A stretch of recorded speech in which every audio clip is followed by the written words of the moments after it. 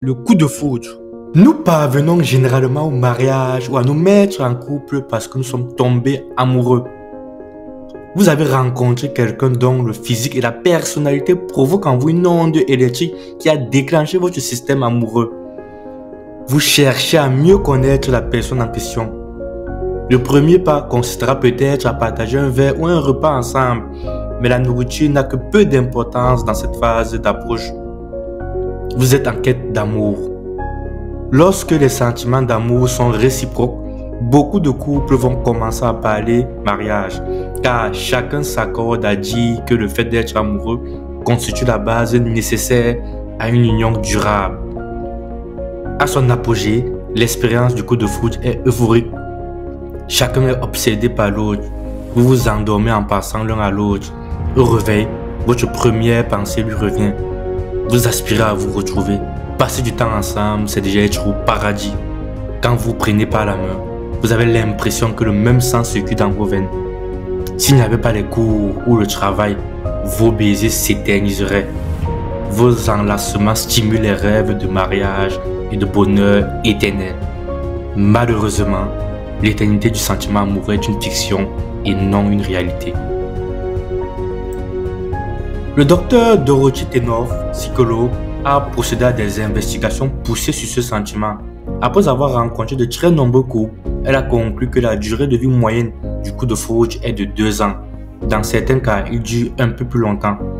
Mais vous finissez toujours par redescendre de votre nuage et poser les pieds sur terre.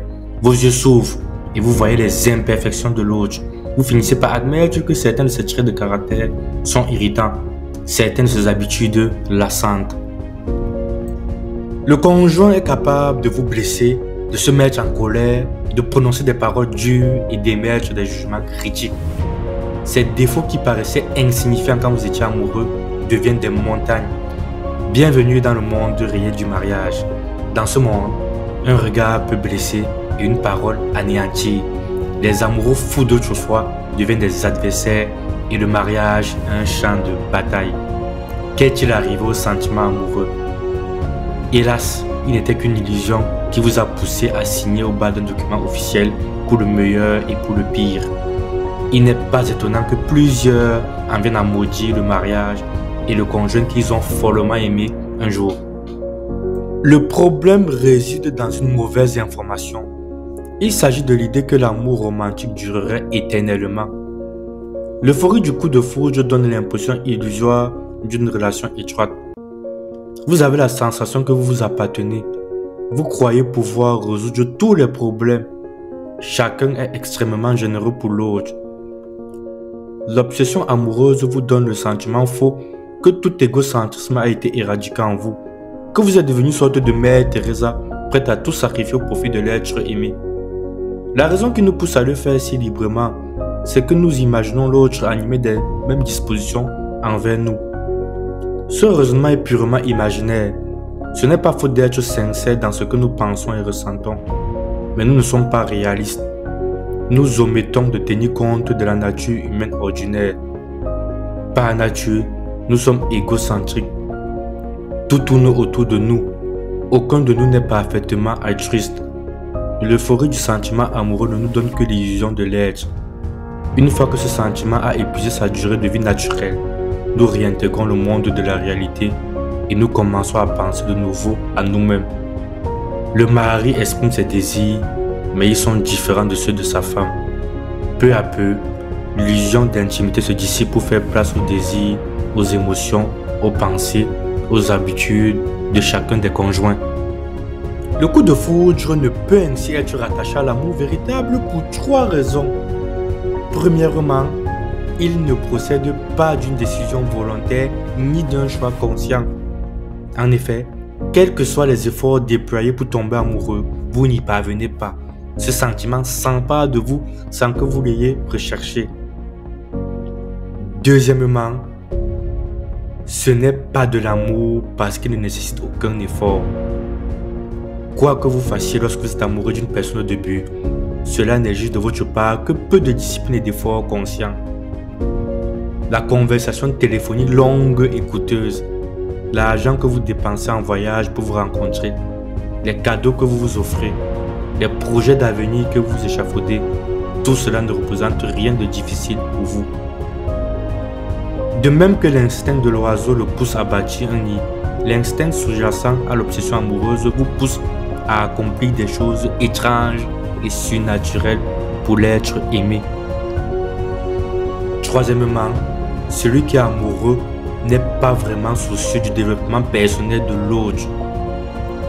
L'être aimé n'a certainement pas besoin de progresser puisqu'il est déjà parfait. Vous souhaitez simplement qu'il le reste. Quand les sentiments romantiques disparaissent, comme la marée descendante, et que les conjoints se retrouvent dans le monde réel où les différences s'étalent en pleine lumière, combien se sont déjà interrogés? Pourquoi nous sommes-nous mariés? Nous ne sommes d'accord sur rien. Pourtant, lorsque vous êtes sur les nuages du bonheur sentimental, vous pensez être d'accord sur tout, au moins sur les choses importantes. Cela signifie-t-il qu'une fois pris dans les liens du mariage, pour être tombé sous le charme de l'illusion amoureuse, n'existe-t-il que deux solutions?